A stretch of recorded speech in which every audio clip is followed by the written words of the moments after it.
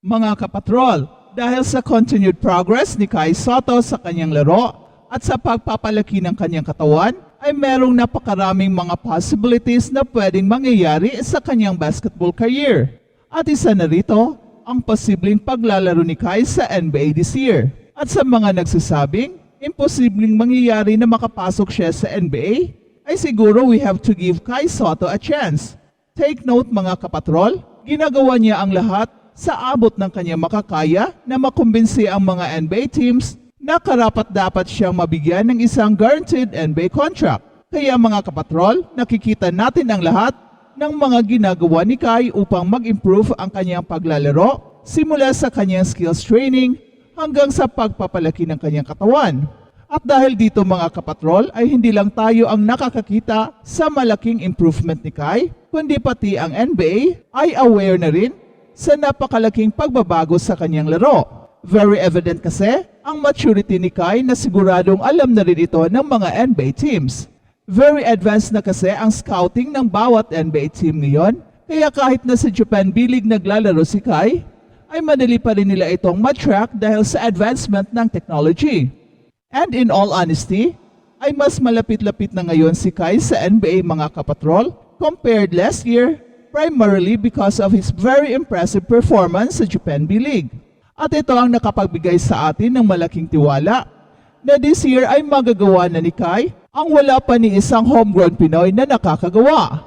At yan ay ang makapaglaro sa NBA. Mga kapatrol, bihira ang ganitong pagkakataon na mayroong isang homegrown Pinoy na nasa bukana na ng NBA at isang tulak na lang ay matutupad na ang pangarap ng lahat ng mga Pinoy basketball fans. Well, hindi pa sigurado kung sa anong team maglalaro si Kai, pero isa sa mga possibilities na tinitingnan natin ay ang possible stint niya sa Miami Heat. Well, obviously, si Erik Spoelstra ay isang Filipino-American, kaya hindi maipagkaila na merong connection ang dalawa dahil sa pagka-Pilipino nito. Pero aside from being a Pinoy, ay alam naman ng lahat na mahilig ang Miami Heat na kumuha ng mga unknown undrafted players at gawin nilang superstars sa kanilang team.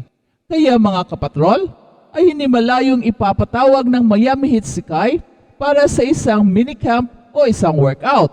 At kung ito ay mangyayari, ay siguradong malaki ang possibility na maganda ang ipapakita ni Kai dahil he is now fully prepared compared last year na meron na pala siyang inindang sakit sa kanyang likod. This time mga kapatrol, ay maganda na ang mga galaw ni Kai at malaki na talaga ang kaibahan sa kanyang kumpiyansa. Napakataas na ng kumpiyansa ni Kai, dala ng kanyang magandang laro sa Japan B-League at mas lalo pang tumataas ang kumpiyansa niya dahil sa tulong ng kanyang strength and conditioning coach na siyang pinakamalaking pagbabagong ginagawa ngayon ni Kai. Isang genius ang ginawa ng kampo ni Kai na mag-hire ng isang Pinoy expert na makakasama niya everyday at ilang buwan lang ay nakikita na kaagad ang resulta.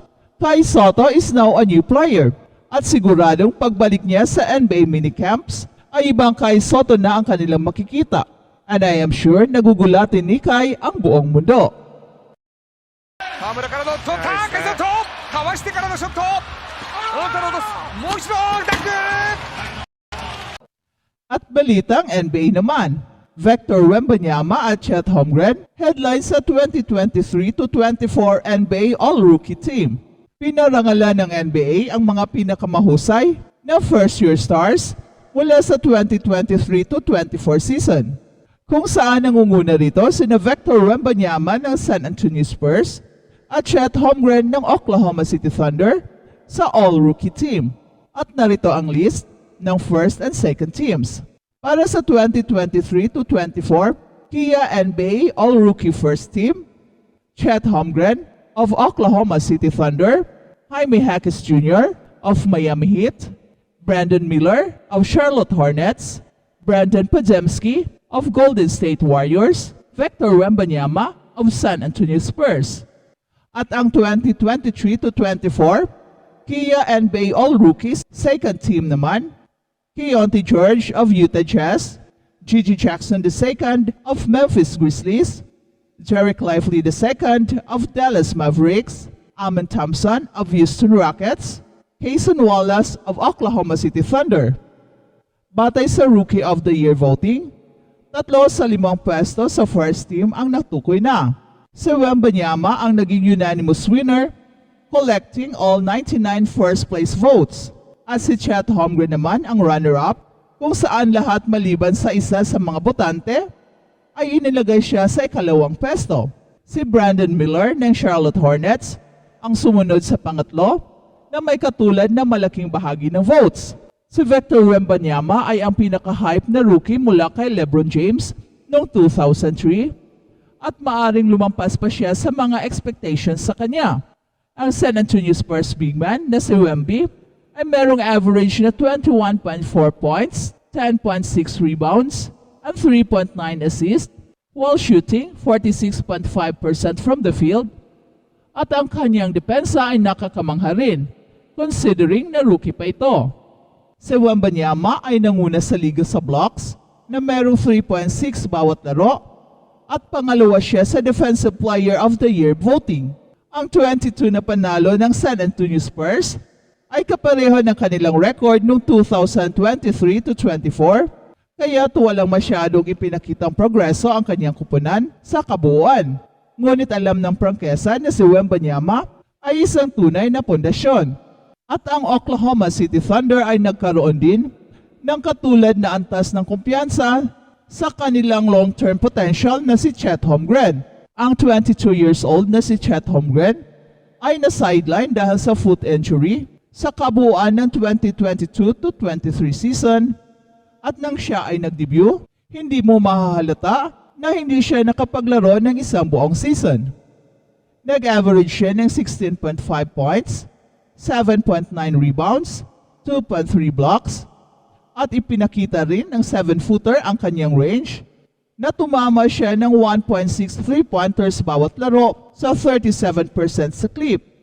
At para naman sa Charlotte Hornets, finishing second sa 2023 draft lottery ay medyo nakakadismaya dahil muntik na nilang makuha si Victor Wembanyama at di pa nakatulong na walang consensus number 2 prospects on the board.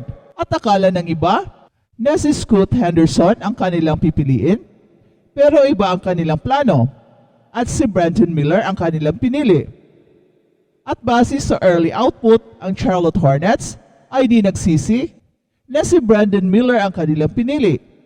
Ang 6'9 forward ay may average na 17.3 points on 44% shooting, including 37.3% from the perimeter. At ang palaging pagka-injured ni LaMelo Ball ay di rin nakatulong sa kupunan.